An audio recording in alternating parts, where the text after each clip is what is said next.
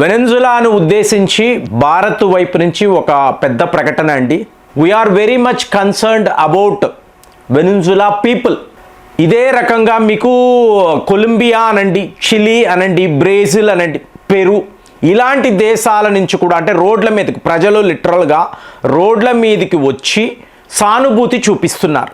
ఎందుకు అంటే ఇప్పుడు చూడండి, ప్రజలు ఎలక్ట్ చేసిన ఒక ప్రభుత్వము, అక్కడ ఒక సిట్టింగ్ ప్రెసిడెంట్ మీకు అతని యొక్క ఆఫీస్లోకి వెళ్ళి, ఎప్పుడు జరగలేదండి, చరిత్రలో ఎప్పుడు జరగలేదు, ఇంకొక దేశంలోకి అమెరికా యొక్క డెల్టా ఫోర్స్ వెళ్ళి వాళ్ళ ప్రెసిడెంట్ను అరెస్ట్ చేసి అతనిని అమెరికా తీసుకురావడం నాకు తెలిసి ఎప్పుడు జరగలేదు.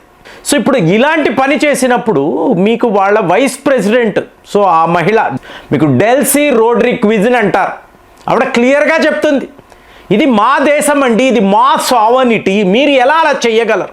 సరే చేశారు, ఇప్పుడు మేము యుద్ధానికి కూడా సిద్ధముగా ఉన్నాం. నువ్వు అగ్రరాజ్యం అవ్వచ్చు, కానీ నేను నా దేశ రక్షణ కోసము పోరాటము చేస్తాను. ఇమీడియట్గా డొనాల్డ్ ట్రంప్ వైపు నుంచి నువ్వు ఒకవేళ అలాంటి ప్రయత్నాలు చేస్తే నిన్ని కూడా జైలులో పెట్టాల్సిన పరిస్థితి. సో ఇదంతా మీరు చూసారనుకోండి, ట్రంప్ ఎందుకు ఇలా చేశాడు, ఇది చాలా పెద్ద ఆట అండి. మనం ఏదో ఇది అమెరికాకు వెనిజులా మధ్య జరుగుతుంది అనుకుంటే పొరపాటు. మీరు చాలా డీప్గా వెళ్ళి ఆలోచిస్తేనే అర్థమవుతుంది, మామూలుగా అర్థం కాదు. ఇప్పుడు ఇతను ఒక లిస్టు వేస్తున్నాడు, మీరు విన్నారో లేదో, భారత్ని కూడా ఉద్దేశించి మాట్లాడుతున్నాడు. నన్ను మీరు ప్రసన్నము చేయాల్సి ఉంటుంది మోదీ గారు, యూ హ్యావ్ టు సాటిస్ఫై మీ. ఎందుకు అంటే ఇప్పుడు నా చేతిలో ఒక అతిపెద్ద అస్త్రము ఉంది. మీకు తెలుసో తెలియదో, ఈ ప్రపంచంలో వెనెజులా అనబడే దేశం ఉంది చూసారా, 303 billion barrels of oils, crude oil నిల్వలు ఉన్నాయండి. 303 బిలియన్. సో అలాంటి ఒక దేశము, దానిని వెళ్ళి నువ్వు కబ్జా చేసుకొని ఇవాళ ఏమంటాడు, ఈ దేశాన్ని నేనే కంట్రోల్ చెయ్యబోతున్నాను. ఎలా అంటాడండి, కానీ అంటున్నాడు. మరి ఇక్కడ ఎవరు, రష్యా అంటున్నాం, చైనా అంటున్నాం, భారత్ అంటున్నాం, మరి వీళ్ళు ఎదిరించాలి కదా, వీళ్ళు వెళ్ళి అడగాలి కదా, అలా ఎలారా చేస్తావు నువ్వు? చూడండి ఫ్రెండ్స్, ఒకటే లాంటి స్ట్రాటజీ అండి. ఇప్పుడు గాజాను మేము కంట్రోల్ చేస్తాము, మీకు 20 పాయింట్స్ పీస్ ప్లాన్ అంటాడు. గాజాను ఒక లాస్ వెగాస్ లాగా తయారు చేస్తాము, మీరు వెళ్ళిపోండి. యుక్రెయిన్ని మళ్ళీ రీబిల్డ్ చేస్తాము. ఇక్కడేంటి, రష్యాను చైనాను కలిపేసుకుంటున్నాడండి. ఇప్పుడు చైనా వాడి స్వార్థం ఏమిటి, 100 బిలియన్ అమెరికన్ డాలర్స్ ఇరుక్కుపోయి ఉంది. కాబట్టి వీళ్ళు ఎవరూ కూడా వెనెజులాకు సానుభూతి అనేది చూపించడం లేదు. మనకు అలాంటి ఎటువంటి లావాదేవీలు లేవు. కాబట్టి మనం అంటున్నాం, అయ్యో ప్రజలు కదా. ఇప్పుడు పాకిస్తాన్ అన్నాము అనుకోండి, దుర్మార్గులు కదండి, వాడి ఆర్మీ అనండి, వాళ్ళ ప్రధానమంత్రి దుర్మార్గులు. ప్రజలు పాపం తిండికి లేకుండా, ఉద్యోగాలు లేకుండా ఎలా బతకాలో కూడా తెలియని పరిస్థితిలో వాళ్ళు ఉన్నారు. ఉంటుంది కదా, ప్రజలు అన్నప్పుడు మీకు అక్కడ పిల్లలు ఉంటారు, మహిళలు ఉంటారు, వృద్ధులు ఉంటారు, వాళ్ళ గురించి మీరు ఆలోచించాలి కదా. ఈ అమెరికా లాంటి దేశాలకు పాపపుణ్యాలు ఉండదండి, లాభ నష్టాలు మాత్రమే. సో ఇవాళ ట్రంప్ చూసే లాభము ఏమిటి అంటే, మీరు నమ్మరు, 17 ట్రిలియన్ అమెరికన్ డాలర్స్ లాభం అని చెప్తున్నాడు. మొత్తము వాళ్ళ డీప్ స్టేట్ వాళ్ళకి, వాళ్ళ అధికారులందరికీ ఏం చెప్తున్నాడు, మనకు బంపర్ ఆఫర్ కొట్టింది, వెనెజులాను కబ్జా చేసుకోవడం వలన 17 ట్రిలియన్ అమెరికన్ డాలర్స్ మనకి లాభము.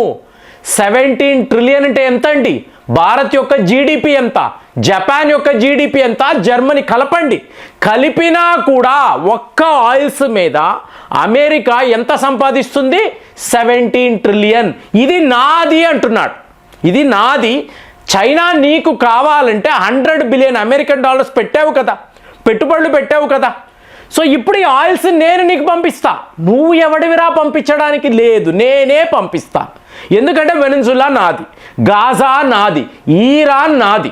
అడిగే నాదుడే లేడండి. ఇది ఎవరైనా ఒప్పుకుంటారా? నాకైతే ఆశ్చర్యంగా ఉంది. ఇంతంత పెద్ద దేశాలు కలిసి వాడి మీద యుద్ధం చేయాలి కదా. ఇప్పుడు అడిగితే మాదక ద్రవ్యాలు అంటున్నాడు, లేదా ఆయుధాలు అంటున్నాడు, మా చమురు మీరు కొల్లగొట్టారు, ఇవన్నీ చెప్తున్నాడు. వెనెజులాలోనే ఇంతంత చమురు ఉన్నప్పుడు వాళ్ళు ఎందుకంటే అమెరికన్ ఆయిల్స్ కోసం పోటీ పడతారు? అలా కాదు, వీడికి దురాశ, ఈ మొత్తము ఆయిల్స్ నాదే, ఇప్పుడు మీరు భారత్ని చూసారనుకోండి, నువ్వు ఇంతలా ఒత్తిడి తీసుకొస్తున్నావు కదా, 500 బిలియన్ అమెరికన్ డాలర్స్ వ్యాపారం అని చెప్తున్నావు. మరి నా జీడిపి పెరుగుతుంది కదా, సో నాకు ఎక్కడో ఒక ఆశ ఉంటుంది. కానీ వాడు పెట్టే కండిషన్ ఏంటి? రష్యన్ ఆయిల్స్ కొనకూడదు అన్నాడు కదా. మనం ఏం చెప్పాము? సరే, నువ్వు చెప్పినట్టే మేము రష్యన్ ఆయిల్స్ కొనము. అలాంటప్పుడు మేము వెనుజులా వద్ద ఆయిల్స్ కొనుక్కుంటాము. చవక ధరకే వాళ్ళు మాకు ఇస్తారు కదా, డిస్కౌంటెడ్ ఆయిల్స్ వాళ్ళు ఇవ్వడానికి రెడీగా ఉన్నారు కదా. ఇప్పుడు 80% చైనా అంటే 20% భారత్ కొనుక్కోవచ్చు కదండి. నో అన్నాడు. ఈరాన్తో అంటే నో, ఈరాన్తోనూ కుదరదు, వెనుజులాతోనూ కుదరదు, రష్యన్ ఆయిల్స్ నువ్వు కొనకూడదు. ఏంటండి ఇదంతా? సో ఇప్పుడు ఏమంటున్నాడు మోదీ గారు? నేను చెప్పినట్టు మీరు వినాలి, వెనుజులా ఆయిల్ మీరు కొనుక్కోండి, రష్యన్ ఆయిల్స్ ఆపేయండి. బాగుందా? అంటే వీళ్ళు ఎలా ఆలోచిస్తారు అంటే, ఎక్కడా ఎటువంటి ఎథికల్ వాల్యూస్, మొరాలిటీ ఏమీ ఉండదండి. వాడికి ఇవాళ కనిపించేదల్లా 17 ట్రిలియన్ అమెరికన్ డాలర్స్.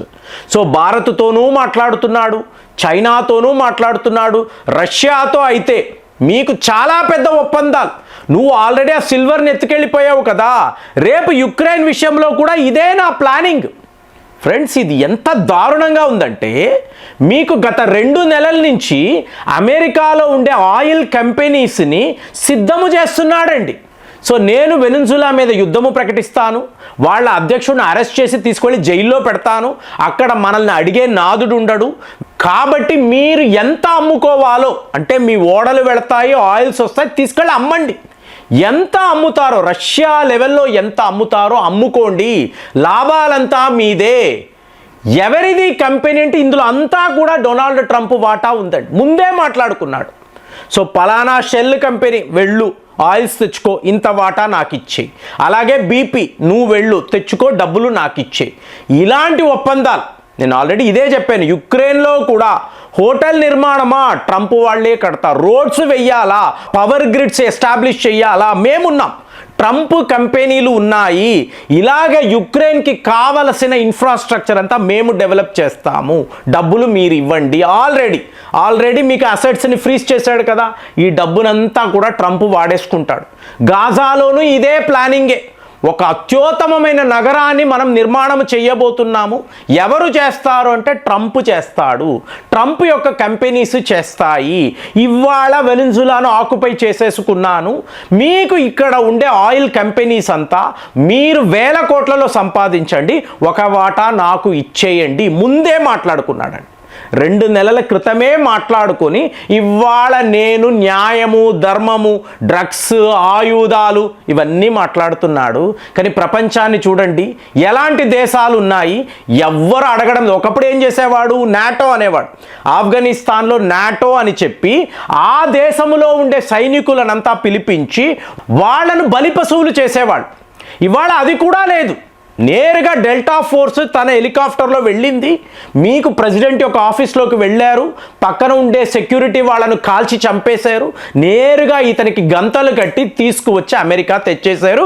ఇవాళ మ్యాన్హాటన్ కోర్టులో నిలబెట్టి ఇతను ఒక దోషి, చాలా దారుణాలు చేశాడు అని చెప్పి మీకు అభియోగము. జడ్జి గారు కూడా వీళ్ళు ఏం చెప్తున్నారో అదే చేస్తాడు, మొత్తానికి ఇతనికి శిక్ష పడుతుంది. వెనుజులాను నేనే కంట్రోల్ ఓపెన్గా చెప్తున్నాడంటే. ఇంటర్నేషనల్ మీడియా ముందు డొనాల్డ్ ట్రంప్ ఏం మాట్లాడుతున్నాడంటే, I'm going to control Venezuela. అంటే ఏంటి? మొత్తము ఆయిల్స్ అంతా కూడా మనదే, మనము లక్షల కోట్లు సంపాదించబోతున్నాము, మన జీడిపి పెరగబోతుంది, మనకు వచ్చే లాభాలు 17 ట్రిలియన్ అమెరికన్ డాలర్స్, మనకు తిరిగే లేదు అని చెప్తూ ఉంటే, ఒకవైపు రష్యా, చైనా, ఇంకా భారత్ లాంటి దేశాలు మనం ఏమి చేయలేకపోతున్నాము. మరి ఇలాగే ఉంటుందా ఈ ప్రపంచం? ఇలాగే ఉంటుందా? ఆ రోజుల్లో ఇరాక్ అన్నామండి, అప్పుడు నాటో దేశాలు వెళ్ళి ఏవో చేశారు. కానీ ఇక్కడ ఏమైంది? వాళ్ళ దేశంలోకే వెళ్ళి ఇలాంటి పని చేయడం నాకు తెలిసి నేను ఎప్పుడూ వినలేదు, ఎక్కడా చూడలేదు. మరి అలాంటి దారుణము ఇవాళ ప్రపంచంలో జరుగుతూ ఉంటే, మరి అగ్రరాజ్యాలు అంటున్నారు కదా, వీళ్ళు ఏం చేస్తారు? వీళ్ళు ఏం చెయ్యగలరు? అమెరికాను వీళ్ళు ఎలా ఆపగలరు? మీకేమైనా ఐడియా ఉందా? ఉంటే కామెంట్స్లో రాయండి. మళ్ళీ వచ్చే వీడియోలో కలుద్దాం. జై హింద్.